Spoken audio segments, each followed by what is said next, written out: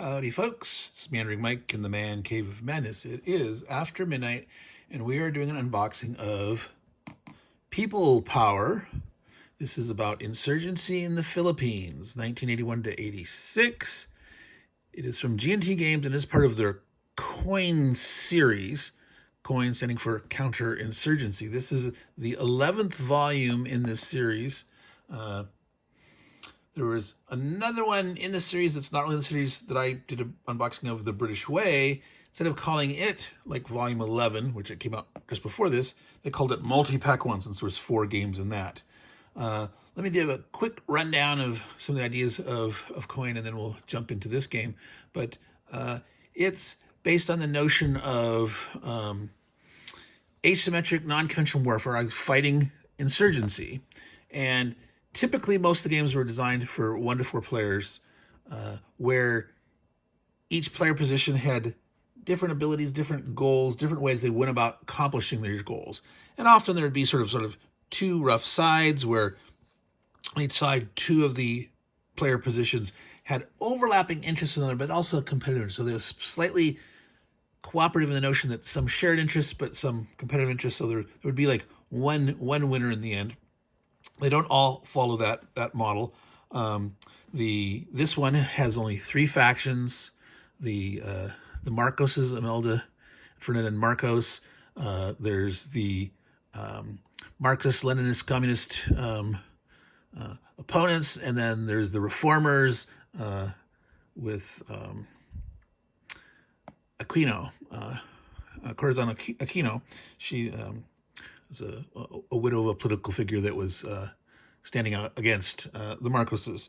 The previous title, number 10 in the series, All Bridges Burning, is the Finnish Civil War. That's a up to 3 player game. And the Colonial Twilight, which is the 7th volume, designed for 1 or 2 player. That's the French Algerian War. The very first one was Andean Abyss, which is Colombian Drug Lords, Cuba Libre, Cuban Revolution, Distant Plain, Afghanistan War, Fire in the Lake, which is the Vietnam War, up through like the exit of the U.S. to leave Vietnam. There's been an expansion for that one, that sort of a sequel extending the war through the fall of Saigon. There's also been an expansion to have a bot to help solitaire play. All these games say they're from 1 to X players, 4, 3, or 2. They're not really designed as solitaire games per se, and that you can play each position yourself. Some of them do have bot rules on how to programmatically run the players using serial flowcharts. Some of them have built-in bot rules. Fire in the Lake has this expansion for bot rules. The British Way, the 4-player one, since it's designed for only 1 or 2 players, it's easier to play solitaire, to play one side against the other. Liberty or Death was the 5th one. It's the American Revolution. Falling Sky was the 6th. It also had an expansion, which was the prequel. It's the Gallic Revolt against Caesar. Let's see, we mentioned Pendragon, which is Roman Britain, as the Roman influence is waning post-Rome in the British Isles. Gandhi, decolonization of British India. So that sort of ties in with the British Way, the 4-pack, the multi-pack that covered Palestine, Malaya, Kenya, and Cyprus. That ranges from 1945 to 1960. So I believe I've mentioned all of them. So this is the 11th volume in the Coin series as a whole. It's really the 12th game in the series because of the multi-pack for the British Way. There's another multi-pack one coming, and they have like 4 or 5 titles in the works. So let's get on to the details of the game. That's the background on the Coin series. Actually, I think it would be kind of cool if they didn't include a coin for each game, an actual coin that's sort of like representative of the topic, and that I don't know, that's just a marketing gimmick. I don't know. I think it would be kind of cool. Anyway, so we're taking the shrink off here, which I partially pre-slit to make it easier with my oyster shucker of power. Those of you that are familiar with my unboxings. Now, let us zoom into my favorite starting corner of the box down here. Now, so complexity in the middle, some people, most coin games are in the 4 to 6 range. Some people think they're more complex because they're different. They're different from a typical war game, and very often the quote unquote warring military aspects that some of them have are quite different than what you're used to seeing, and some of them have really no military element in them at all. But sometimes it's more because this kind of system is pretty new, or has been new. A lot of gamers are not as familiar with it, and so there can be more of a learning curve. So if you've never played a coin game before, start with something simple like Any and Bis, or maybe the 2-player oriented ones, the British Way, or maybe Colonial Twilight.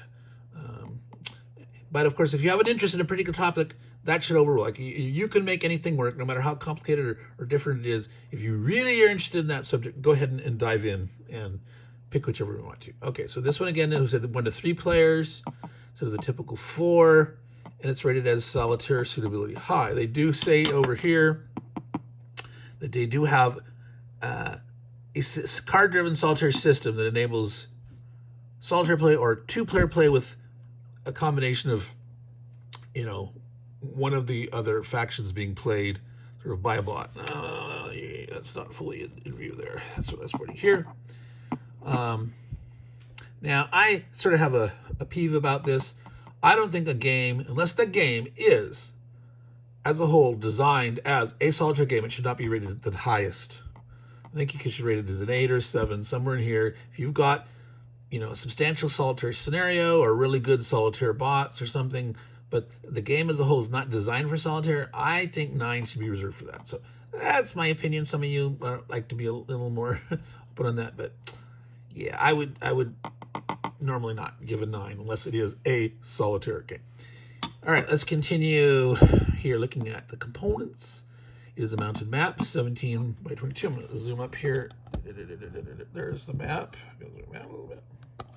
So you can see a look at that. There, it's areas with different holding boxes and locations, various cities where are locations and places of power that are being contested over. All right, so back down here. Event deck of cards, a solo system deck. So again, this has a deck of cards to run these. So I can see why they want to rate it 9 compared to the other ones. I would still probably go for 8 because it's not a solitaire game per se. But yeah, we'll let them go 9. I'm not going to nitpick that too much, even though I already sort of have. Wooden pieces, 80, 12 pawns, 1 counter sheet, rulebook, solo rulebook, playbook, which would be examples of play and such, 3 player mats, 4 fold-out play aid sheets, and 3 6-sided dice. And this is by Kenneth T. Now, Volko Runka is the system designer. He originated this. He's had a couple of designs, like Brian Train has done one and co-designed with him. And then there's a whole Volko's had his fingers in a few of the games. And then there's a whole bunch of people that, they're running with the system, doing all, a wide variety of topics, and they're working on a lot of new ones too. All right, so let's get in here. Well, as we said,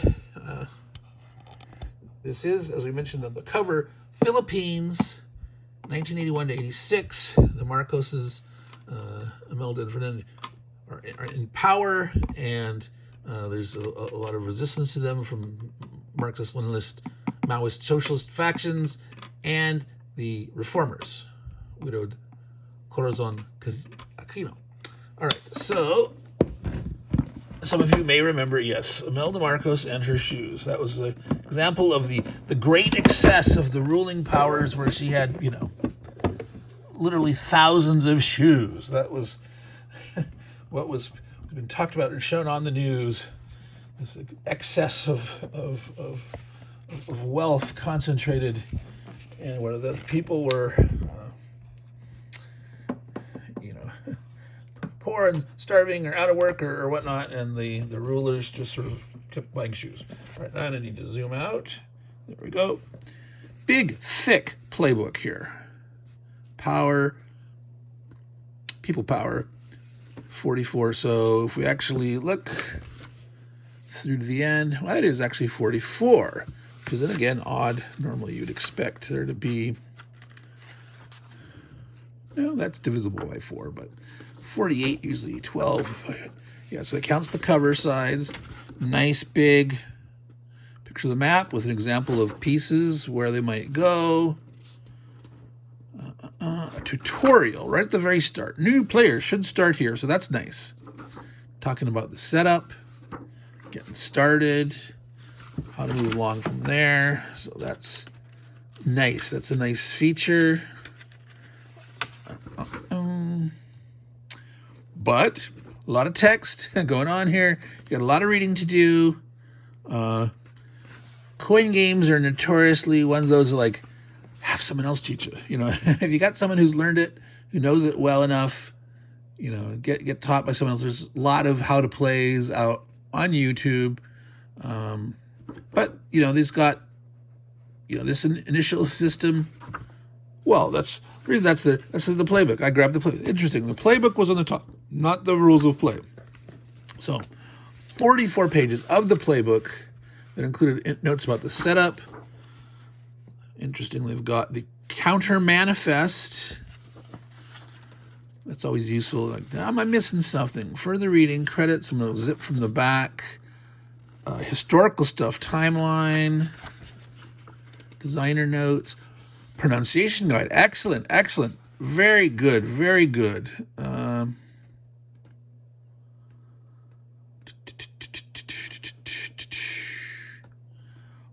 But if event names and place, not necessarily people names, right? So, like, is it Aquino?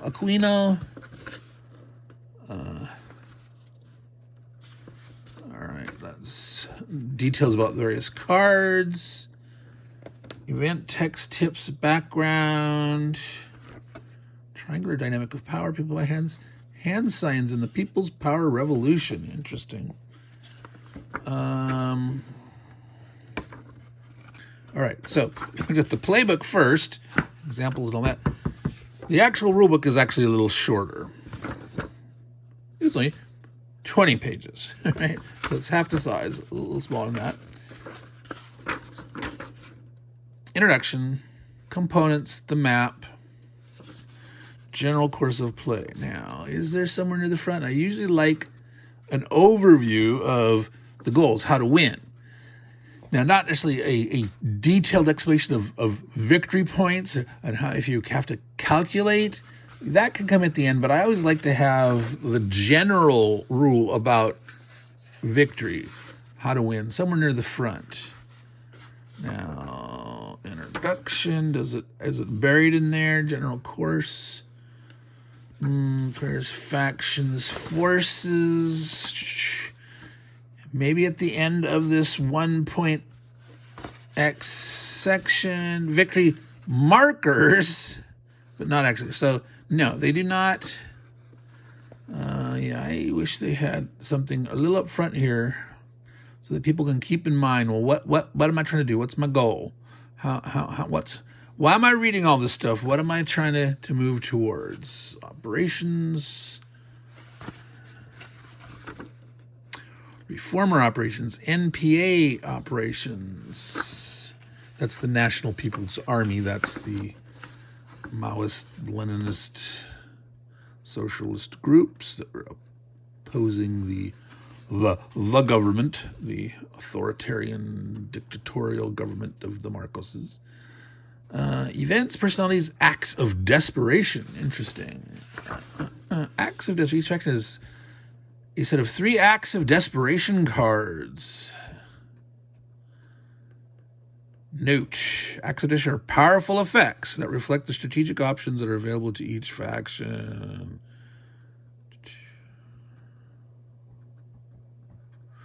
They are played at the start of the final campaign to give players time to position their forces for maximum effect. Optional, players may agree to omit acts of desperation from the game. Election rounds. Victory. Here, finally, in rule number 7, we get to victory. Each faction has unique victory conditions. Okay. Thresholds. Check victory at the start of each election round. Government counts total population of spaces with government control plus patronage. If it exceeds 18. Reformers. Their total population of spaces with opposition markers plus the total number of reformer bases on the map needs to exceed 12. The NPA, National People's Army, total population of spaces with resistance markers plus the number of NPA bases on the map exceeds 13. If any of the factions have met their conditions, the game ends immediately. If none have, the game continues. But there's a final election round, so it can keep going until the final election round. The final election round is completed without a victory. The faction with the highest victory margin wins. So maybe you call that a marginal victory. And they just repeat those same numbers. Okay, it's their level. How far away from 18? How far away from 12? How far away from 13? Now, wait a minute.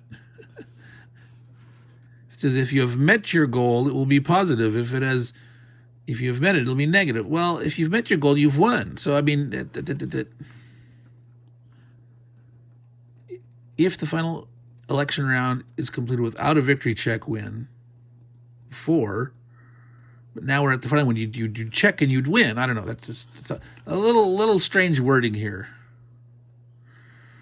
Ranking and breaking ties. If there's an actual tie, the win goes to the reformers first, then the NPA.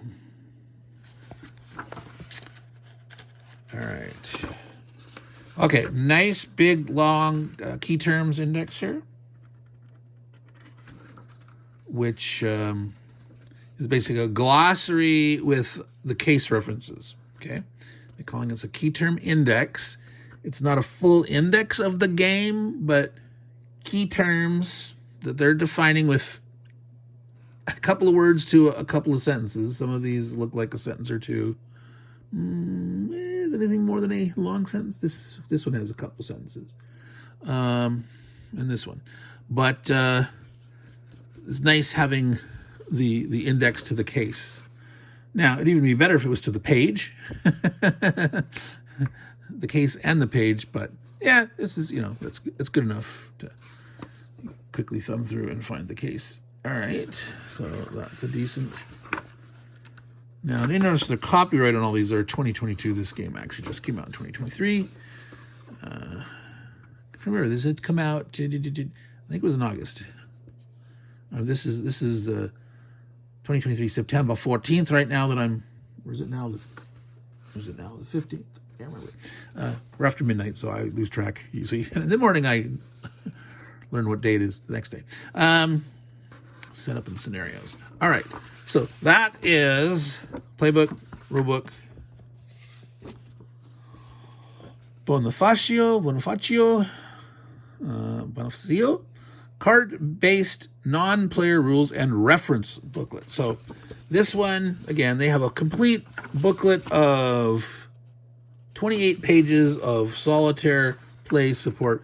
So I'm gonna let them call their 9 for solitaire suitability. All right. Compared to some of the other ones where they had some flow chart of some bot rules, not necessarily a ton. Again, but they've obviously put enough effort in this one that I'm not gonna. I rescind my quibble about the rating of the 9. 9's fine. All right. Introduction and components. So they've got. They're numbering where it was left off in the old. So 7 was the victory conditions. They're just starting at 8. I almost wish that they would have had things in there where they paralleled the original numbers, 1 through 7, where there's some differences or where there's an effect. And then where you tack on additional, totally new stuff, this Rule 8.0, but maybe in some places they do refer back to the original rules sections, but so far I haven't seen that. They're referring by words, but not to the original sections.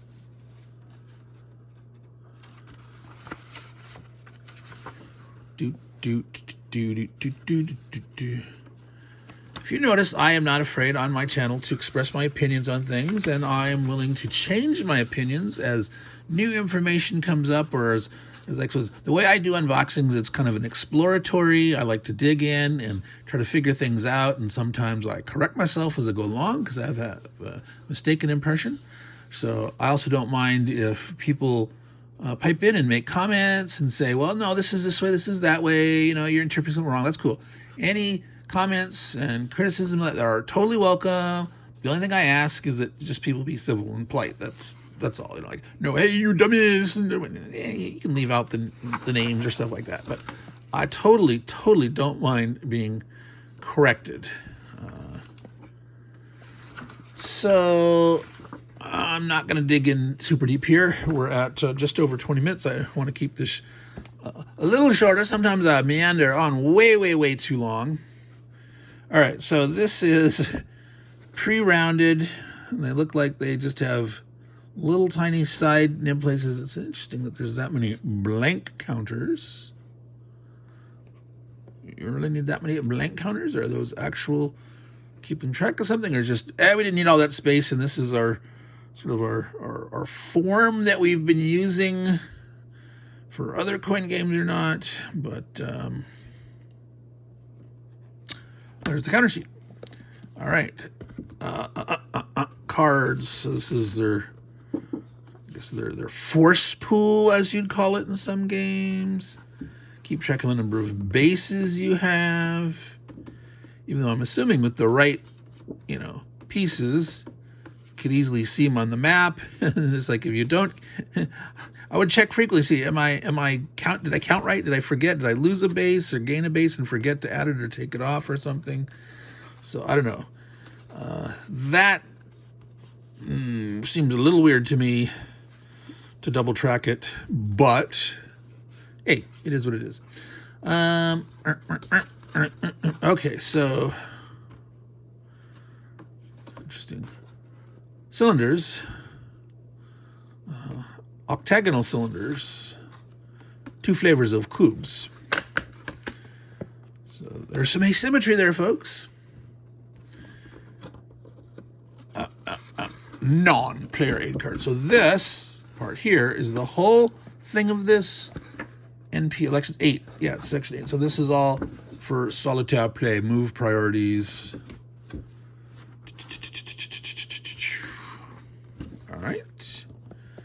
All right, these cards are the standard cards, play aids as you play.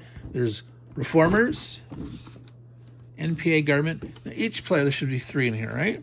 So each can have one of these because you want to know what the other, you can look at your stuff and see what you do, but you want to know what the other guy can do, right? So sometimes you're having to anticipate, what can he do to me, right? And if you can't know readily what they do and how, your abilities are different, because that's the thing again. I got a coin system, counterinsurgency, asymmetric warfare. And remember, asymmetric warfare does not mean the forces, the size or amount of forces are different on each side. If you've got one, side that has lots of artillery and the other side that has lots of tank, well, those are asymmetric level of forces and mix of forces, but that's not asymmetric warfare. That's conventional warfare with asymmetric order of battle. When you normally talk about asymmetric warfare, you're talking about the way you go about, the operations you do, the things that you do, how you accomplish your goals and the different goals that you're doing.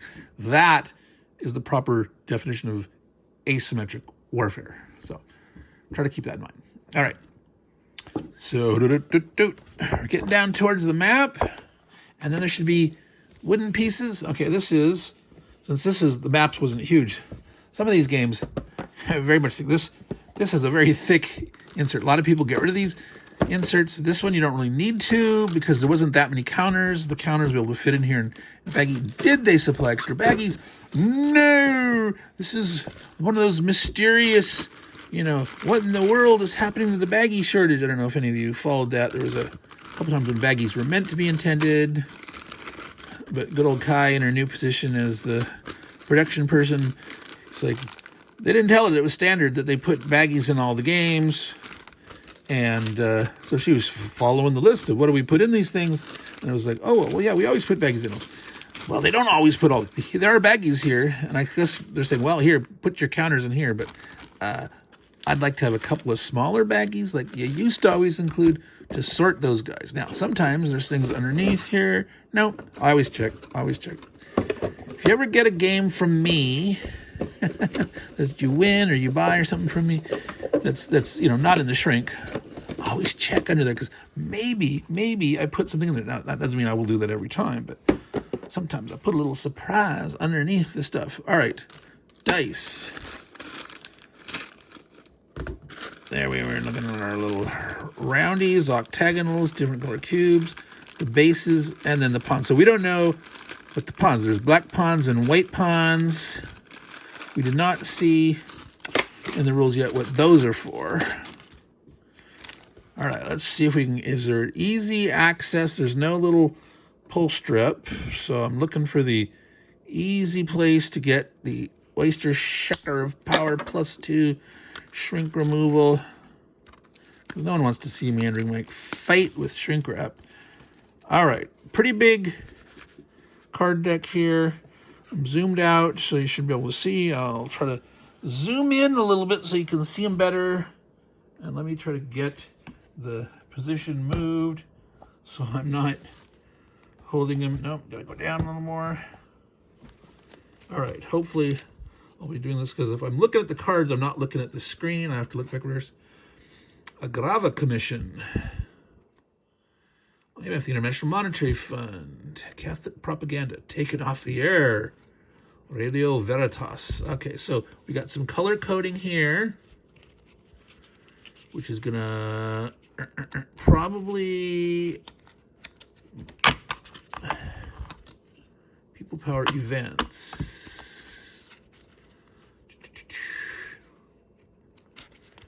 These look like there's a flow chart on the back. NN, PP, QQ, TT, NPQ. So the same letter, but doubled. So I'm not sure.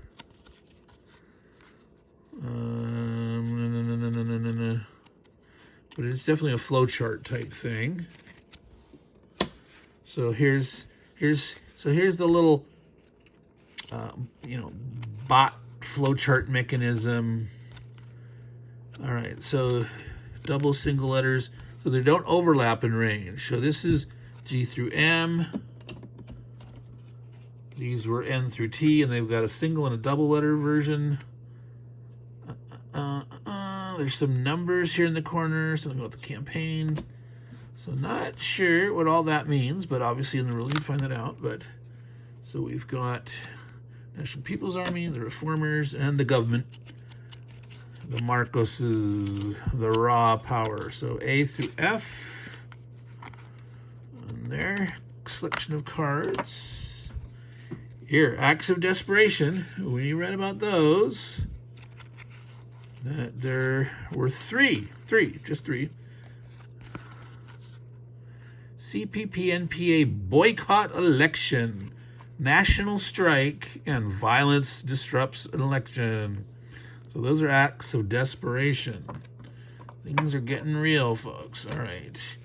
Wait, there's more. I thought there was 3. Wasn't there 3? 3 for each. 3 for each. All right. 1, 2, 3.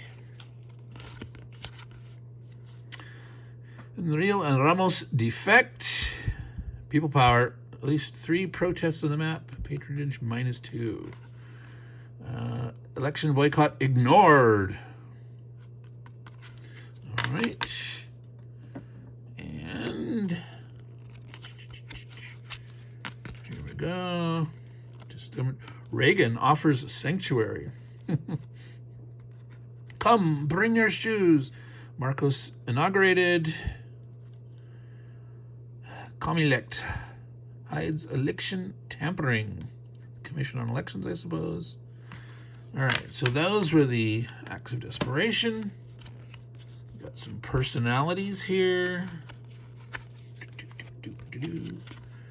Jose Maria Sison, Rodolfo Salas, Raleigh Quintanar, and Leandro Alejandro. There we go. All right. Appeals to students and labor. So those are for each factions. The NPA, the Reformers. So far there's 4 for each. Corazon Aquino, Jamie Cardinal Sin, Salvador Loro, and Colonel Gregorio Hanasan. Okay, so a colonel opposing the government, siding with the reformer. Okay. And the government personalities. Juan Ponce Enrile, Imelda Marcos, General Fabian Ver, and General Fidel Ramos. So, government momentum. All right. Reformer. And here we have events from the back. You can't tell these apart, but they're all elections. Card numbers 37, 38, 39. This one gives government momentum, reformer momentum, and this is blank. 86 snap election. Both sides claim victory. Conduct the final election round. 1984 paramilitary election. Aquino murdered. 1981 presidential election. Marcos lifts martial law. All right. And so we had this big stack, which were more events. So these were kept separate from those other ones. They have to do with elections. So I'm not sure. Oftentimes you seed decks. So yeah, so here 1 through 36. And then we had 37, 38, 39, 40. So Ang-Bayan crackdown targets the press. Government death squads. Always naughty, nasty stuff. Is quiet. Unproven rumors spur U.S. aid. Indiscriminate killing. Always also not nice. Local counterinsurgents. Brutal murder. Malaysian police hunt pirates. Garlic campaign decimates cadres. I wish there was a little more, well, in that rule book and that playbook, I guess there was some more talk about these cards. Garlic campaign? Tell me more. It makes me curious. Holding company siphons stolen funds. National Day of Sorrow. All right, Chinese aid. Baton nuclear power plant. All right. So, lots to learn here. Lots of stuff. I mean, I remember hearing minor bits and pieces of this on the news as I was growing up. That's the years that I was in college and moving on from college. I had my degree in economics in 1984.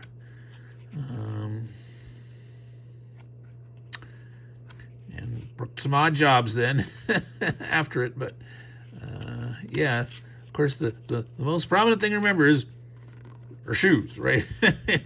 We don't cover too much about the nitty gritty of what's going on over there, but hey, here's this Getting Power who's got 10 bazillion shoes.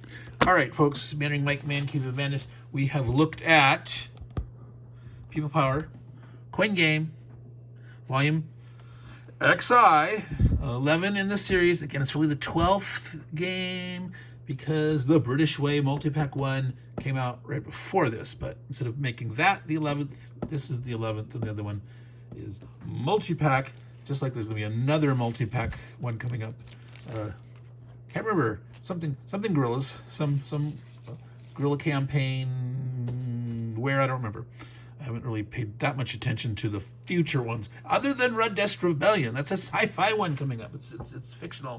So it's like, what are they going to do with that? That's going to be interesting. It could be quite good if they design it well and have a compelling story. If they don't, if it's too abstract, if they don't have enough of a story to it, I think it's going to fall flat. So hopefully, Red Desk Rebellion will be captivating and interesting, have interesting interplay between the factions with enough storyline to make it interesting and compelling. So, again, I'll be putting all these away using plastic bands, not rubber bands. Just say no to rubber bands. Use plastic bands. No, I do not have stock. No, I don't have a sponsorship. I just believe in don't use rubber bands. All right, so. We never looked at the map, which, we sort of looked at the map from, let's see here, I'm going to zoom out. A spot for election cards. They got a turn track over there. Here's one half of the map. I'm not going to flip the whole thing out because often when they do that, it goes all over. Let's see, try to get it with a little less glare. So Manila, neutral controlled. Southern Luzon, so this is the island of Luzon. So it's got 3 provinces plus the city of Manila. No, 2 provinces. Plus Manila. Well, that's what I was going to do that. I'm going to flip it over. Mindanao, Central Mindanao, Eastern Mindanao, Zamboanga, and Davao. So 222. There's, I don't know if that's victory points or economic wealth or something. Some provinces have 1, the cities have 2, 5 for Manila. So obviously that is the focus. The biggest attention is on Manila. However, obviously, those that start in power are probably going to be focusing on it more. So early on, if you're the opposition going after Manila, might not be the wisest.